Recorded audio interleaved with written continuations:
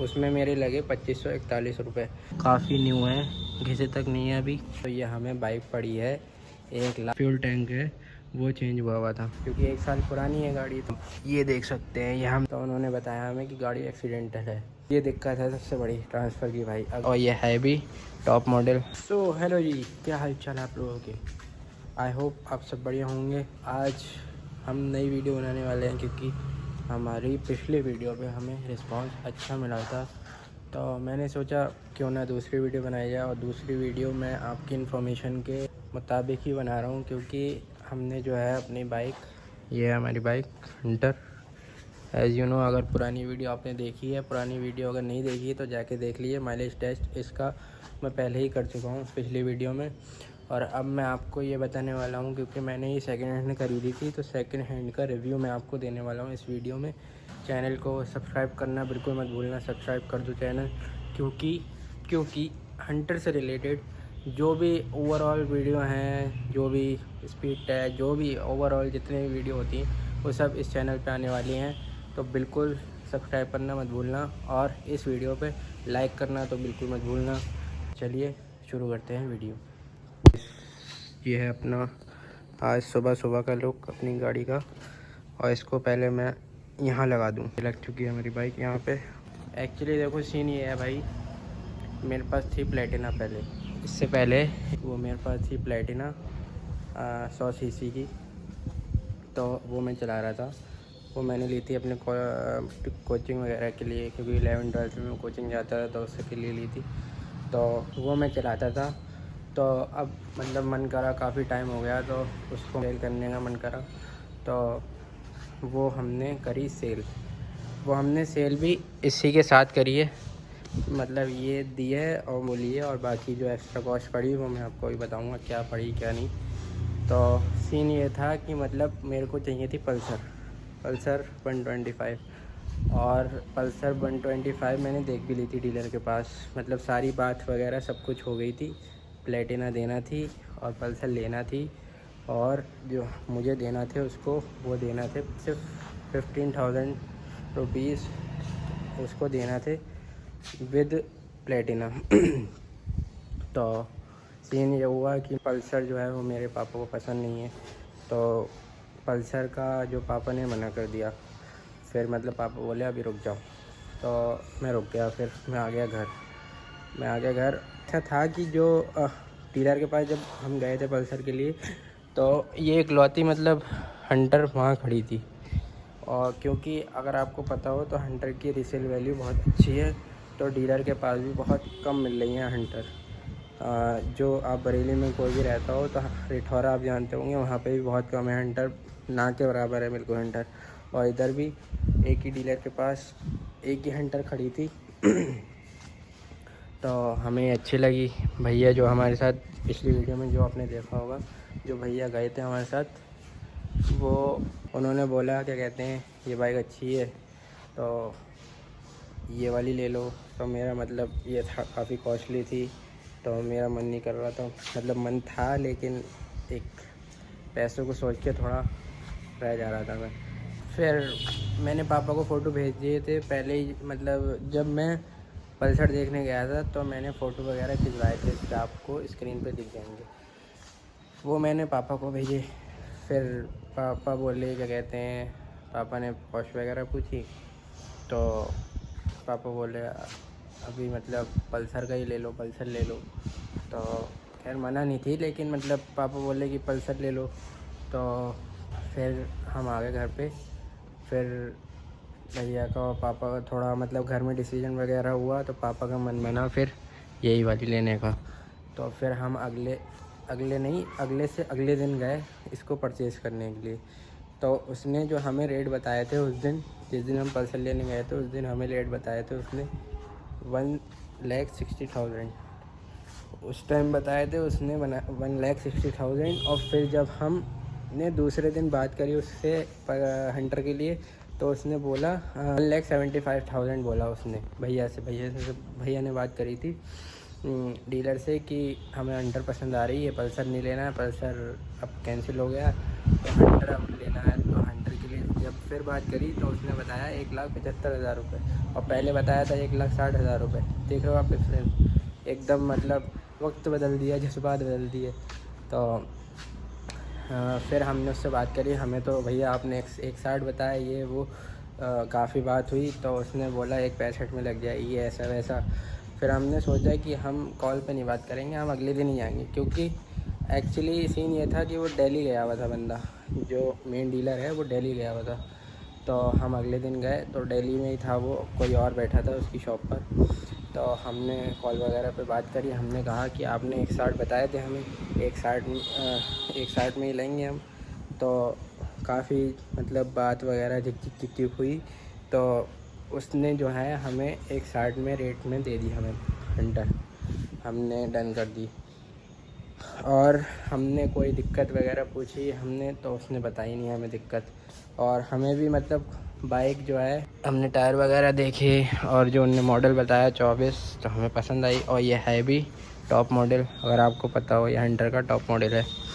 Tyre वगैरह की आप कंडीशन देख सकते हो, इतने काफ़ी न्यू है, घिसे तक नहीं है अभी। तो हमने गाड़ी की कंडीशन देख के हमने गाड़ी डन कर दी। जब हमने डन कर दी गाड़ी, तो उसके बाद ये हुआ कि कहते हैं ट्रांसफ़र का सीन। फिर हम ट्रांसफ़र करवाने उस दिन तो नहीं गए, हमने मतलब पैसे ये दे दिए थे इसके हंटर के। हम ट्रांसफ़र करवाने उस दिन टाइम नहीं था, तो हम ट्रांसफ़र करवाने 2-3 दिन बाद गए। ट्रांसफ़र हुई है भाई हमारी लगभग 1500, 1200-1500 में हुई ट्रांसफ़र ही। और ट्रांसफ़र भी भाई अभी नहीं हुई है, ये भी बताऊँगा मैं। अभी ट्रांसफ़र अभी नहीं हुई है। ट्रांसफ़र मैंने अभी 2-3 दिन पहले जो बंदा है आरटीओ में ट्रांसफ़र वाला, उसको मैंने कॉल करी, तो भाई वो ये कह रहा है कि मतलब कि अभी जो जिसकी ये हंटर थी, जिसने मतलब बेची थी डीलर को, वो अभी ट्रांसफ़र के लिए उसके पास ही नहीं गया, कैफे मतलब जो कर रहा था ट्रांसफ़र, उसके पास अभी वही नहीं गया। तो हम लोग अभी कॉल करेंगे उसे डीलर को कि भाई ट्रांसफ़र करवा दो। 15-20 दिन हो गए हैं ट्रांसफ़र अभी तक नहीं हुई है हमारी गाड़ी।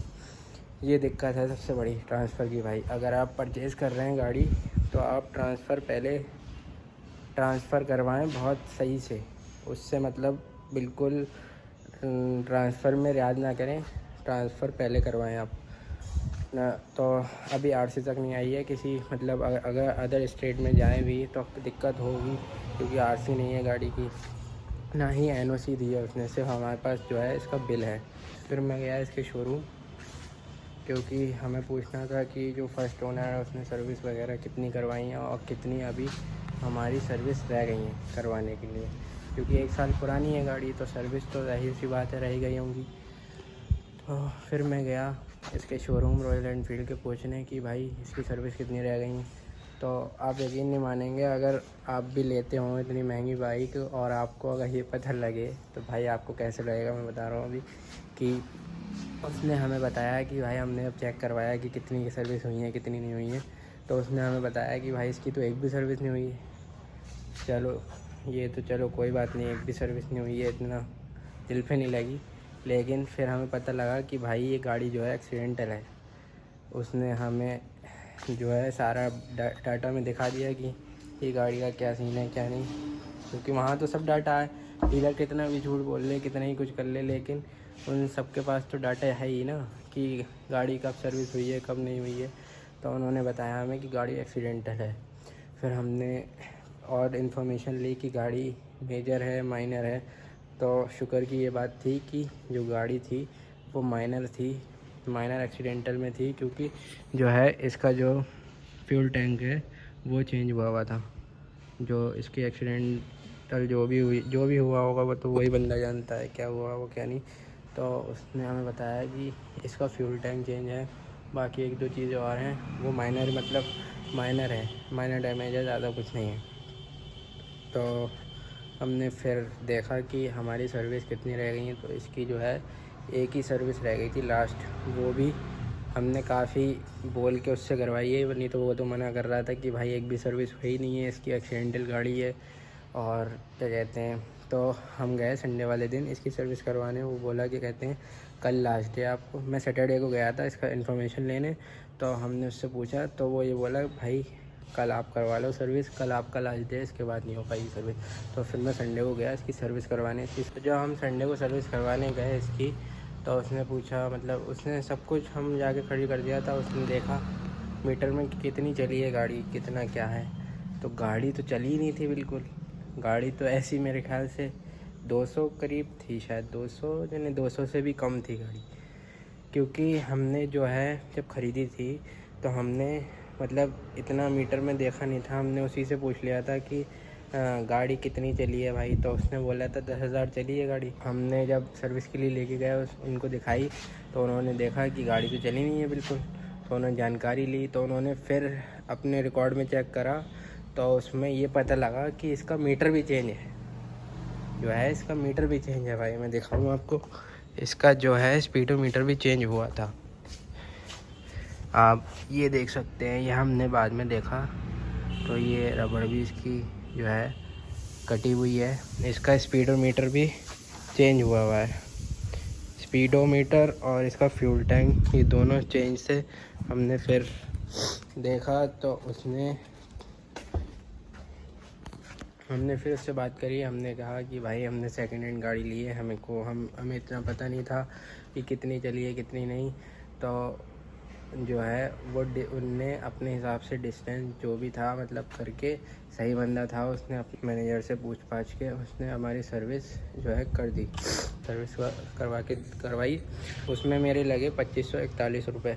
इसकी सर्विस में हमारी सर्विस किट पड़ी और क्या कहते हैं ब्रेक पैड पड़े और काफ़ी चीज़ें पड़ी। क्योंकि जो थी वो ये कह रहा था कि सर्विस किट जो है वो तीसरी सर्विस में हमारी मैंडेटरी है, तो थर्ड सर्विस तो ही नहीं थी, तो फोर्थ सर्विस में जो भी पढ़ना था वो पड़ा इसका। तो हमारे वो खर्चे में आया 2541 रुपये, सही है। और बाकी ट्रांसफ़र में खर्चा आया, तो ये हमें बाइक पड़ी है 1,65,000 की, समझ रहे हो आप, 1,65,000 की सेकेंड हैंड ख़रीदी है। उस मतलब 1,60 की ख़रीदी है। उसके बाद पैसे जो लगे हैं इसमें 5,000 अप्रॉक्स ही मान लीजिए, खर्चा वगैरह पेट्रोल जो भी सीन है, वो 1,65,000 की हमें बाइक पड़ी है। यह है बाइक, ये हमें 1,65,000 की पड़ी है, सेकेंड हैंड हमने ख़रीदी है, ट्रांसफ़र और सर्विस वगैरह सब करवा के। आपसे मैं यही कहूँगा कि भाई अगर आप बाइक परचेज़ कर रहे हैं तो पहले तो आप उसकी कंडीशन देखिए, आप उसको चला के देखिए, सब आप उसका इंजन देखिए कि कोई ख़राबी तो नहीं है। और सबसे पहले मैं आपको यही कहना चाहूँगा कि अगर आपको नॉलेज नहीं है बाइक की, तो आप मैकेनिक को लेके जाइए और मैकेनिक से दिखवाइए कि भाई बाइक में दिक्कत तो नहीं है, देख जरा इसको, तो वो देख लेगा, उसको जानकारी इन्फॉर्मेशन है, तो आप मैकेनिक को लेके जाइए। बाकी अगर नहीं जा रहे हैं तो आप खुद देखिए बाइक को चला के, कोई दिक्कत तो नहीं है। क्योंकि भाई वो तो देखो बाहर से तो देखो पॉलिश वगैरह करके रखते हैं, आपको एकदम चमचमाती हुई दिखेगी, लेकिन अंदर से थोड़ी जानते हैं भाई, अंदर से कोई थोड़ी जानता है कि कैसी है कैसी नहीं, तो वो तो मैकेनिक ही जान सकता है, उसको नॉलेज है। तो आप मैकेनिक को लेके जाइए भाई, मैं यही कहूँगा। और फिर उसके बाद आप इसकी इंश्योरेंस में देखिए, या फिर रॉयल एनफील्ड के सर्विस सेंटर जाइए, वहाँ पे आप पूछिए कि ये एक्सीडेंटल तो नहीं है, सारी इन्फॉर्मेशन लीजिए, उसके बाद ही आप परचेज़ करिए बाइक। क्योंकि भाई आजकल जो है डीलर का बड़ा फ्रॉड हो रहा है। हमें भी देखो भाई एकदम फ्रेश फीस बोल गए, और जबकि ये एक्सीडेंटल निकली है।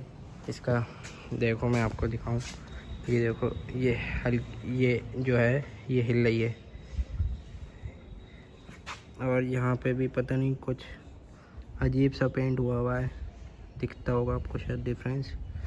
और बाकी तो कोई ऐसी दिक्कत नहीं आई है बाइक में, चलने में तो अच्छी है।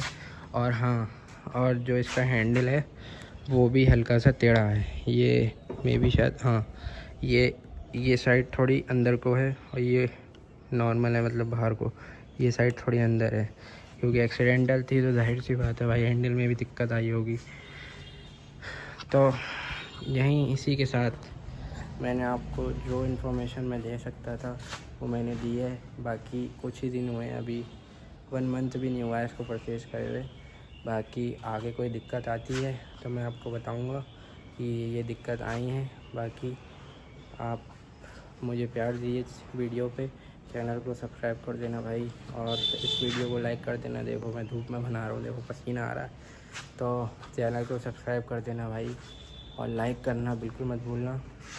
तो मिलते हैं आपको नेक्स्ट वीडियो में, और मुझे कमेंट में बता देना भाई कि आप इस टॉपिक पे ऐसी मतलब हंटर से रिलेटेड क्या क्या मतलब वीडियो बनाएं, ताकि मेरे को भी पता लगे कि आप किस टाइप की वीडियो चाहते हैं हंटर से रिलेटेड।